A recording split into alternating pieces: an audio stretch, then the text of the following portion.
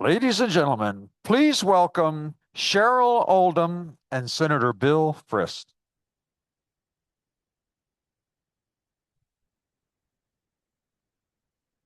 Cheryl, Life. what about it? What about it? Oof. We better make this fun. It's We gotta a make day. we gotta make it fun. What a day. Thank you.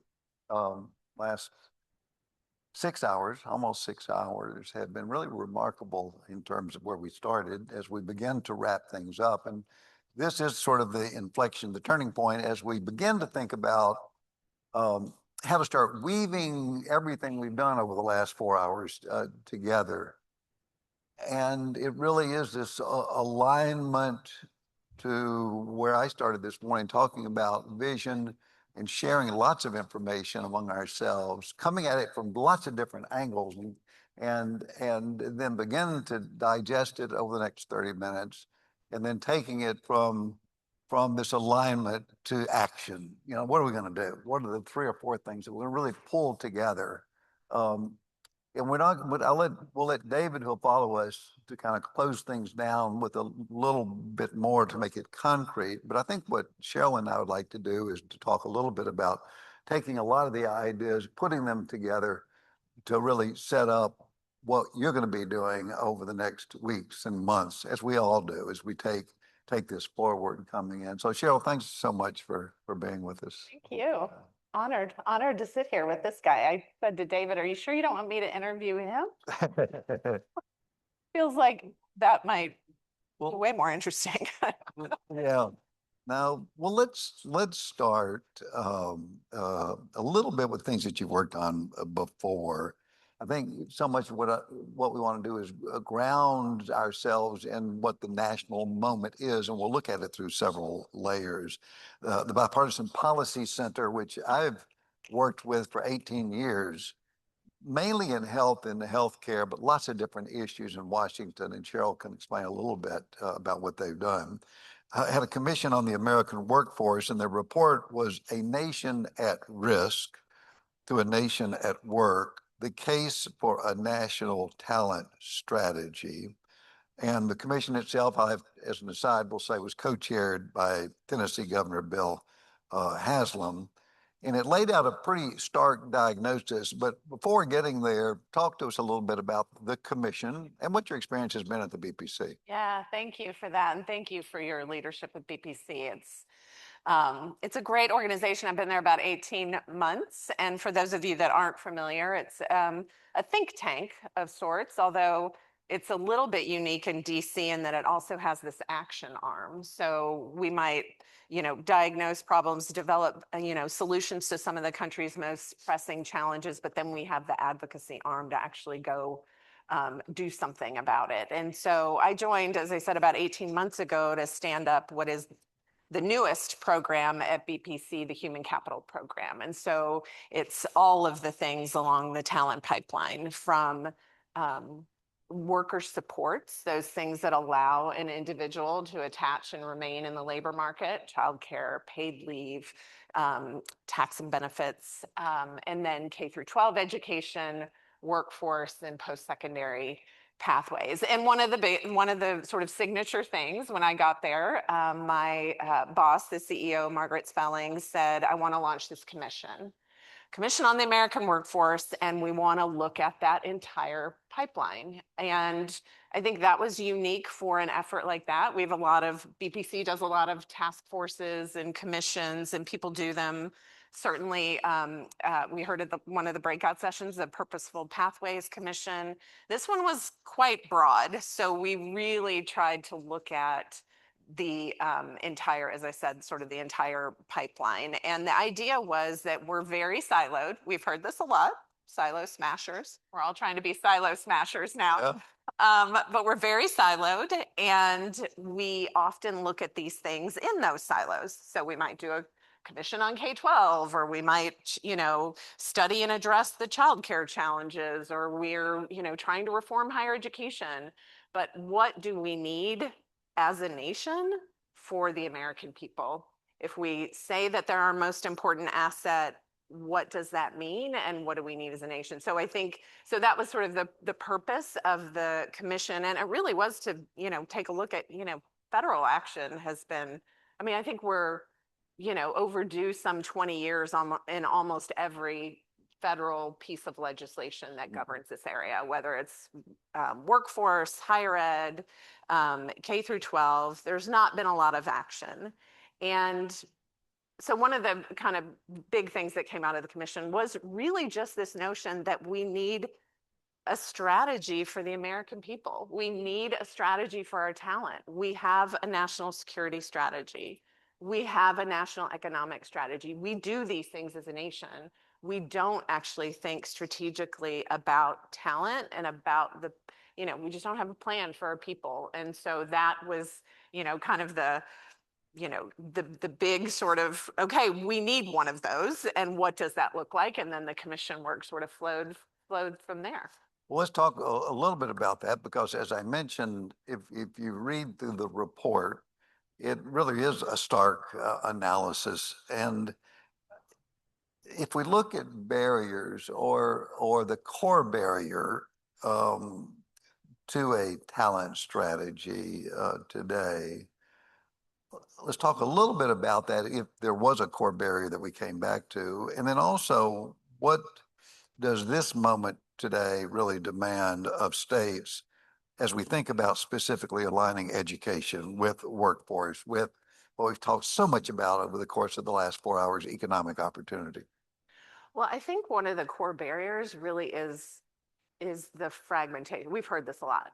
Fragmentation, the programs are fragmented, the funding streams are fragmented, there's a lack of coherence. And so this idea that we need a strategy, okay, that's fine, but then how do we actually put that into place? And so what the commission said was, at least at the federal level, and this is not to say, I should step back and say this group of bipartisan, Governor Haslam, his co-chair was Governor Deval Patrick of Massachusetts, and a whole host of bipartisan leaders across all of these areas.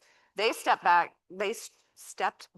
and said, let's put out a few principles that we think it's important to say with our outside voice in this moment today. And that is to say, there is a federal role. There's a federal role, and it probably needs to be modernized. It's not to say that we need to, go back to, what it was before, but just saying that there is one was important, and that, fiscal responsibility is important, accountability for taxpayer dollars, research, evidence base is critical, and the federal role in that is really important. Data is core. So they sort of put out these principles, and then said, okay, if we're going to say we need a talent strategy, what are those, kind of fundamental pieces kind of at the federal level? Not to say that the feds need to own everything, but that will help with that structure. And basically, we've got $250 billion plus annually invested at the federal level across education and workforce, some 150 plus programs spread across 10 plus agencies, right? Zero coherence. And so the recommendation was, we need something. We said at the White House level that is an advisory council of sorts, and their remit ought to be to make some sense of all of this and to really think more strategically about it. And so that to me seems like the biggest barrier. And then for states is to say, why don't they do that as well? And we heard it, I think, I was able to spend a little bit of time in the breakout talking about the Purposeful Pathways report, and the gentleman from Delaware said that they've done this in Delaware, where they've created this. I don't know whether it's an agency. I don't want to speak. I don't want to say the wrong thing, but a coordinating body across K-12, workforce, and higher education, because these things are not siloed, right? Like, they have to work in partnership in order to create these pathways and to build these pathways with some coherence. So I think that is, It's not just relevant for the federal level, but it's also relevant certainly at the state level. And Tennessee's done a lot. You know, you guys have done so much across K-12, across higher education. You've been leaders in access, you know, but probably could stand to have a little bit more strategic thinking at the top. Yeah. That relationship between federal and state and having been at the federal level for 12 years, but spending so much time at the state level, not just in education, but in health and healthcare, the various responsibilities, not just philosophically, but practically. It doesn't mean you have to have a strategy. You have to have an action plan. You don't necessarily have to have it written down, but in the back of your mind, you need to understand that. The last, just a total aside, the last couple of days I was in New York City in a healthcare company that is going private, been public for 14 years, has nothing to do with education. But I was looking over the last 14 years because the board will dissolve now, and it's a good thing. It's a great company itself. But I was recruited to the board initially 14 years ago because a bad article had come out in the New York Times about quality of care in some of these facilities. And I wasn't there when the critique was made, but I did watch the transition. And this board did stand up and sort of act and say, that's not really the way it is. Let's fix the things that are broken, but keep the good things that are there. I say all of that because this morning I opened up and said much of the origin of where 20 years ago, that score almost 20 years ago started was the F that your organization, the U.S. Chamber of Commerce, gave the state of Tennessee.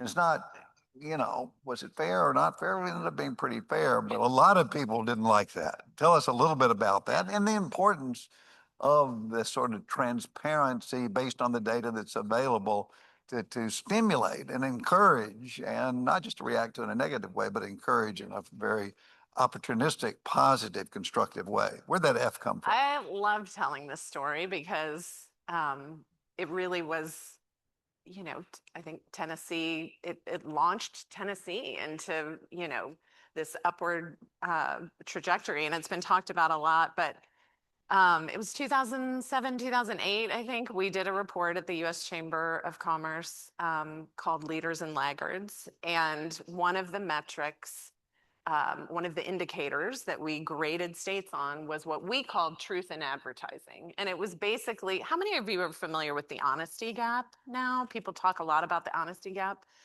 Well, 2 decades ago almost, it was truth in advertising. And it was basically, what is the state, you know, what does proficiency look like against the state, you know, what is the state saying in terms of proficiency for its students on their state assessment versus what does the NAEP say? And so we looked at every state and we graded every state, and we graded every state on multiple indicators.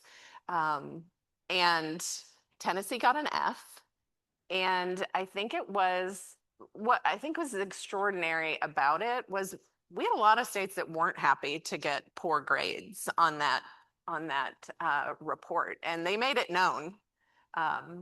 I give Tom Donahue, who was the CEO of the U.S. Chamber at the time, and he was the one that sort of created this idea of leaders and laggards, because he said, you know, too many kids can't read. Like, what are we doing about this? And what can the business community do about it? We're going to do something that's going to like shake the trees. And so he really came up with it. But Tennessee embraced it. Yeah. It was Governor Bredesen at the time, and he was like, we got an F, like we got to do something about that. And the business community embraced it. So instead of being one of those states that called up Tom and screamed and yelled, they said, okay, we're going to do something about it. And we're going to, you know, set ourselves on the right path. And so, you know, I was saying this to Senator Frist earlier. There's something happen. I don't know what's going on in Washington right now, but nobody wants to criticize anybody. And my boss, who is the former Secretary of Education, and she's very frustrated with where we are in this moment. And she keeps saying, we need the shame coalition again. Like, if we're going to return everything to the states, then we need to call people out when they're not doing the right thing. And, you know, there's a lot of states that are doing the right thing, Tennessee being one, and there are a lot of states that aren't, but nobody wants to grade anybody anymore. Nobody wants to kind of call folks out. And so but that's what moves people. It's what moves people to action. And so I really, have always loved talking about that story, just because I think it's such a, it's just such a bright spot for Tennessee. And I think, and it's, you've seen it over governors, right? It was Bredesen, and then it was Haslam, and it's Lee, and it doesn't matter, Republican, Democrat. They've embraced what is best for Tennessee and Tennessee students. And I think that continuity is important beyond a single term of a governor. We can come back to it a little bit, are getting ready to go through another governor, another administration coming in. And what is our responsibility? I think as long as we keep coming back to transparency and accountability and ask the questions in an environment that is, going back to the BPC, bipartisan policy, a sort of a nonpartisan, bringing everybody to the table. And I remember the day when Governor Bredesen called and said, "We've got an F." And it wasn't a call to action to me, but it was to the business community. And he took it out, traveled across the state. And he and I traveled across the state talking to the business community. And that's sort of, a point in time from which we have emerged. We'll keep moving, because I want to talk a little bit about outcomes and sort of reorienting where we are around outcomes, because it does take as we've talked about so much today, a systems approach beyond sort of these silos, but a systems beyond even a sector, but a systems approach coming in. And Tennessee has been a leader in access and completion now for decades. But the opportunity now is that's not enough. It really is to lead in connecting students to what we've talked about all day, the real economic opportunities, including the clear labor market returns and credential value. Let's talk a little bit about, because it can't be just education itself. It can't be just the education sector itself. So let's move beyond that and talk a little bit about employers, with your history both with the chamber and where you are today, the role of employers here.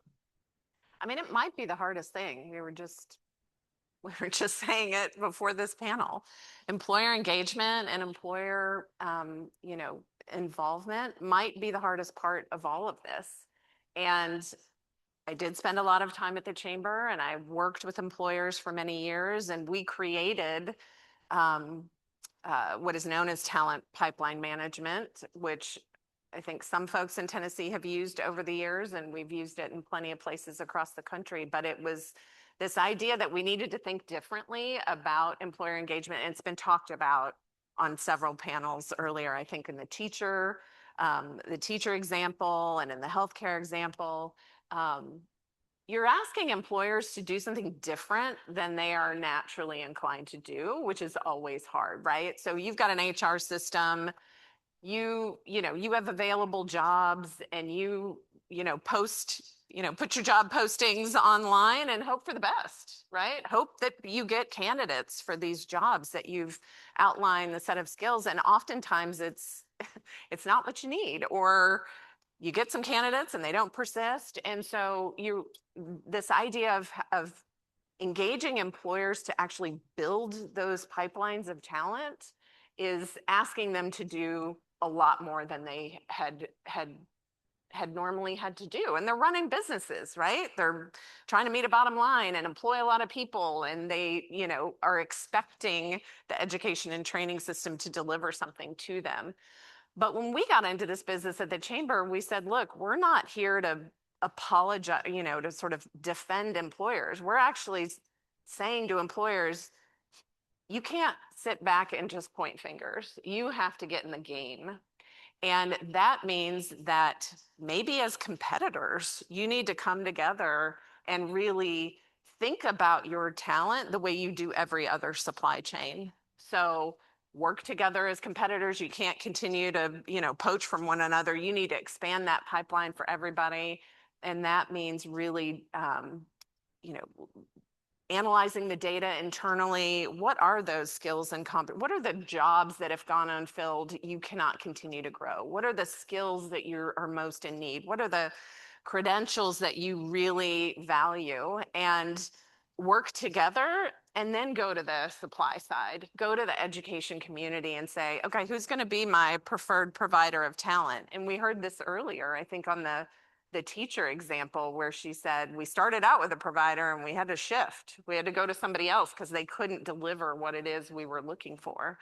And we've seen that across the country when employers, work in these collaboratives, build these pipelines of talent, and work with education and training providers to meet their needs. And it's not because, it's not just because we want employers to be able to fill the roles that they have available. It's because when they do that and education and training providers respond in kind, it's better for the students. It's better for the worker. They actually get the training that they need, and they actually get into a job that is awaiting them. And so another thing that I love to talk about, because I'm not at the chamber anymore, so I can brag on my colleagues that are still there and this work that they're doing, but is evidence of this all day today. But that employer role is really critical, as everyone has said, and really, really hard.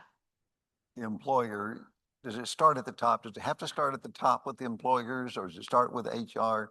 Or does it start with a more populist approach in terms of?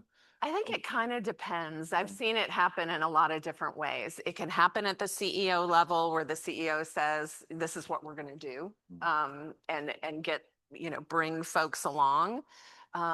It can happen at HR, although I've found it at the kind of hiring manager level more often than I have at HR. I think because HR has their processes, and sometimes it's hard for them. It can be difficult for them, or they can see barriers, whether they're legit or not, in terms of legal or otherwise. And so I've seen it at different levels, but I think across all of the things that we've talked about, and this is another theme that's come up today, is leadership, right? Like leadership at the employer level, at the education level, at the policymaker level. I always say this to Laz Lopez, if he's still here, who was on the talking about pathways. Like, he has done an extraordinary job in Illinois to create these pathways for students, and hundreds and hundreds of employer partnerships that allow him to create these pathways. And every time I've talked to him over the years, and I'm like, okay, Laz, how do we actually do that? And he's sort of, it's like hard to explain how to replicate that. And to me, it just says, because it's about laws. Yeah. It's about that individual who literally wakes up every single day and is out there recruiting more employers, and believes in these kids and believes in these pathways. And so I don't know, you just can't, there's nothing that I guess beats leadership. And I feel like Tennessee has just had it in spades. Yeah. I do think finding the leadership, affirming the leadership and then celebrating it is so critical. Let's turn a little bit to accelerating students, from the students' perspective, beyond the employers to outcomes. We've talked a lot today about the importance of ensuring education leads to real economic opportunity. Students and employers as well are increasingly clear that the pathways need to be shorter. They need to be more efficient. They need to be more directly connected, really connected with opportunity. The recent work that we talked about a few minutes ago with the commission itself highlights the need, as you said, to rethink this whole field of workforce systems and how they're designed. And that brings to mind a whole list of things we've talked about: the non-degree credentials, the faster models, more effective, efficient, more accelerated models, and then more flexible, nimble entry points as well as exit points for learners. And if the goal is better outcomes, and we touched upon this a little bit, but how should states rethink the design of these pathways? And that brings to mind non-degree credentials and the shorter timelines, the more nimbleness, the more flexibility, more learner-centered type models. couple things come to mind, and I can't imagine that I'm going to say anything that hasn't already been mentioned today. But thinking back on, I think it was the first panel, and it could have been the president of East Tennessee. Somebody said on that panel, like, what is the, why the silos, why the disconnects? Like, why can't we create these, these pathways, these and it kind of comes down to money and where the money is and I often think about this when thinking about how to address it is, you signal what you value by what you fund, right? And if, certainly at the federal level, what we fund by and large, what the federal government funds by and large with taxpayer dollars is the traditional 4-year degree. Mhm. That's where the massive amount of investment every year is in grants and loans. Their investment in kind of workforce development is minuscule by comparison. And so to me, rethinking some of that is going to be really important. And we've done that a little bit. And we've, now have Workforce Pell, which is, a new way of thinking about Pell and supporting students. Because why are we biasing? Why does the Pell grant only get to go to somebody who's going a traditional pathway, right? Like, it totally makes sense that we should rethink this and we should fund pathways that are shorter, quicker, timed, allows, is being responsive to what the demand is signaling in terms of. But as we're beginning to think about implementation of Workforce Pell, and I think this is probably the case for Tennessee too. I serve on the state board in Virginia of higher education, and we'll have only very few programs that are going to qualify for Workforce Pell. And I think that will be the case for Tennessee as well. And I think that then leads back to, because it's going to ask you for very clear outcomes, and you either don't have them or you don't have the data systems that allow you to prove that you have those outcomes. So again, there's some systematic things that need to happen in order to take advantage and to support these pathways for workers and learners. I mean, we have a few minutes, just Yeah. 4-5 minutes, but the opportunity here in Tennessee, which Tennessee is a state, so it could apply anywhere, but thinking through the moment of opportunity here, Tennessee has led the nation on access and completion with, if we've talked about governors who made education a priority, but actually acted on that. Democrat, Republican, it really just hasn't mattered. With student support, workforce development, central priorities. And the state has also responded to moments that called, as we've talked about, greater accountability, greater focus on outcomes through initiatives like K through 12 education accountability. We have the Hope Scholarship, Tennessee Promise, the Give Act, 10 Works. And the list could go on, but we've shown a willingness to implement with fidelity, not just locally, but really taking it to scale to ensure what we've talked about today, access and these opportunities. As I mentioned, Tennessee is about to elect another new governor and this next phase of leadership, and the next administration is going to require something more, a full reorientation, as we're going through this, discussing today, of the system towards outcomes of economic mobility. And as we think about refocusing, and the words I used this morning, reimagining the education system around outcomes, you've heard examples today across the whole field of impact credentials, work-based learning, student supports, what we just talked about, employer partnerships. So Tennessee has got real momentum. As I said today, my challenge is we can't stop. As we think about all that, what do you think is the most important thing that a state, the state, say take Tennessee, should take to move from this whole field of innovation to really meaningful scale and the stronger outcomes for students? Um, okay, I'm gonna answer that question, but I'm also gonna kind of weave in the question I want to answer. Yeah, Don't they that's tell you to do good. that, right?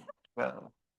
What's the question You live in Washington, D.C., or you're close there. Go ahead. you want? Go ahead.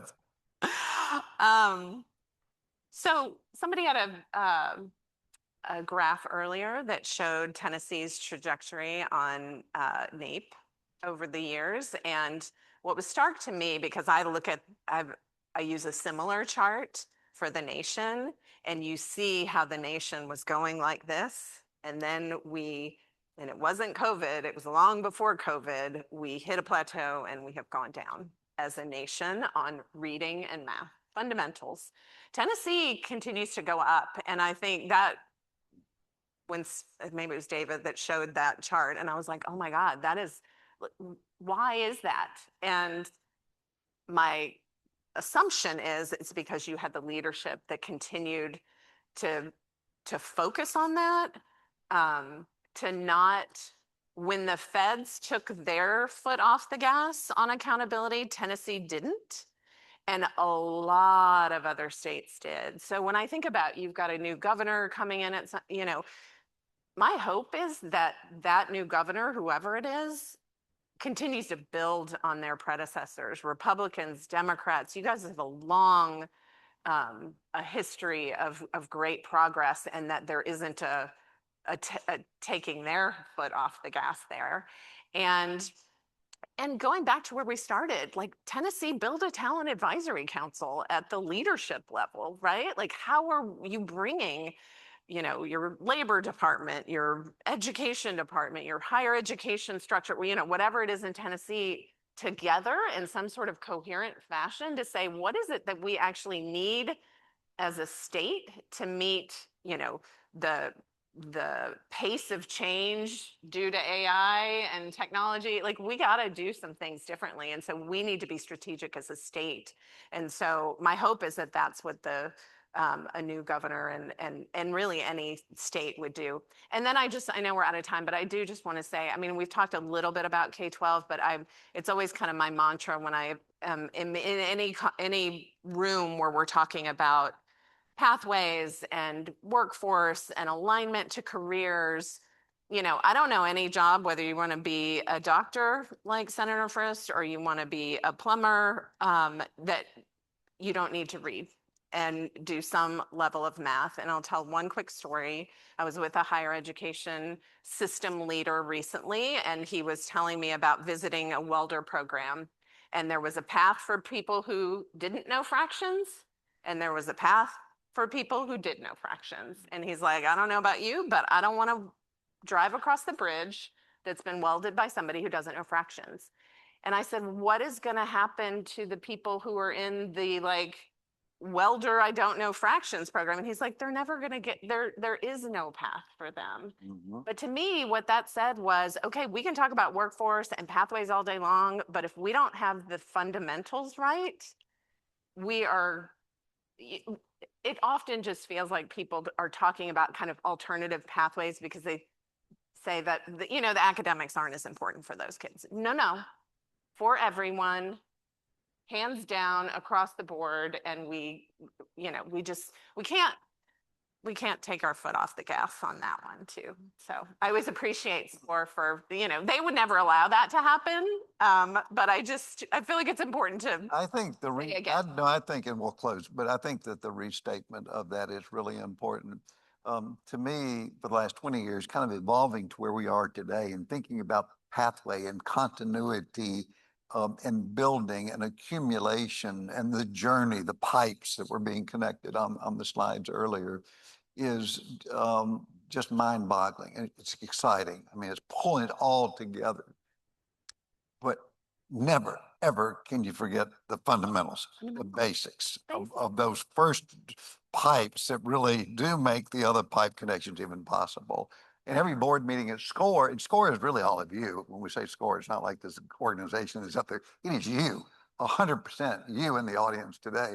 But every one of the board meetings, we come back to that. So I'm really glad that you end on that. Any final thing, any one thing that you pick up, and again, we got to close, but any one thing, because I think you might have just said it, that would turbocharge, it stands out over the course of the day that you'd say, okay, just go get it, turbocharge it, and I'm going to feel pretty good if you can pull that off?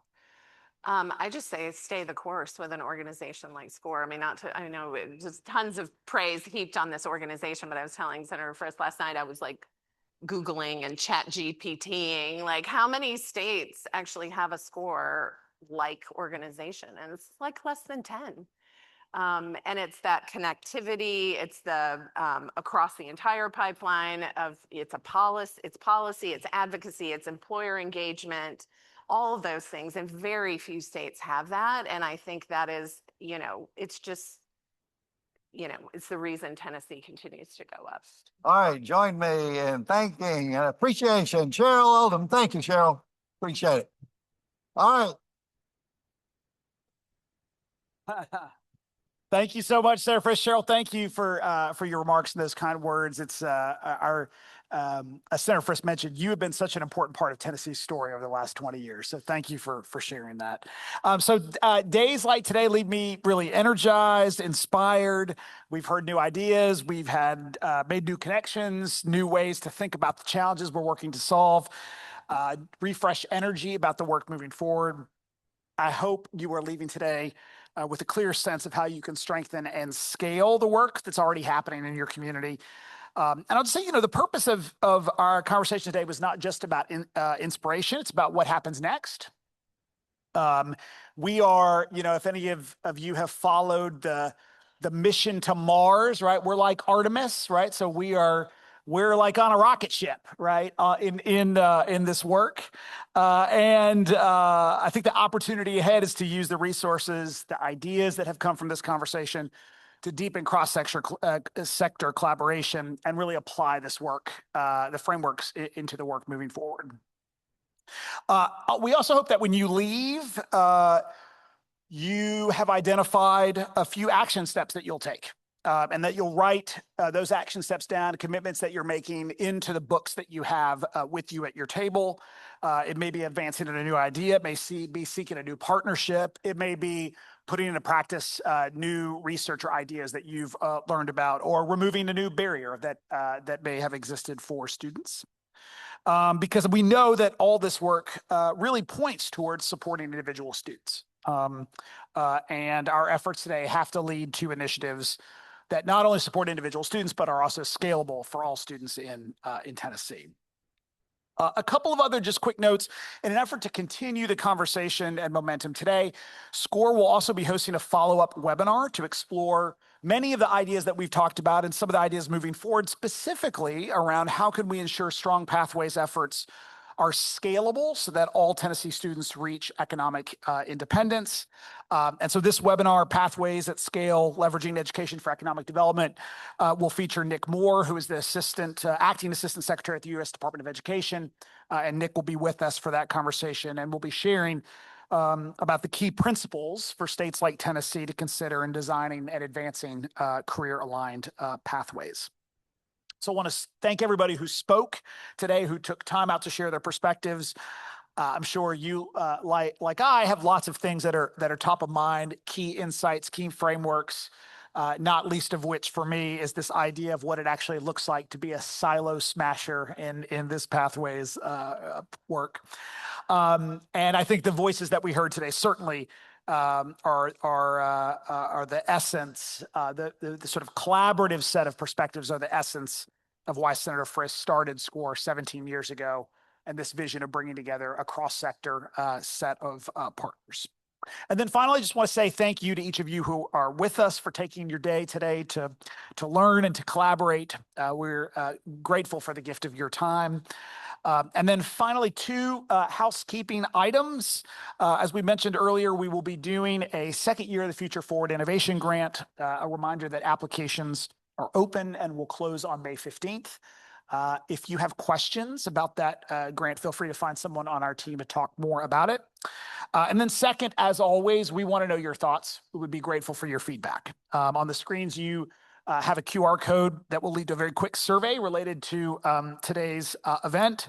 You'll also get an email asking for feedback as well.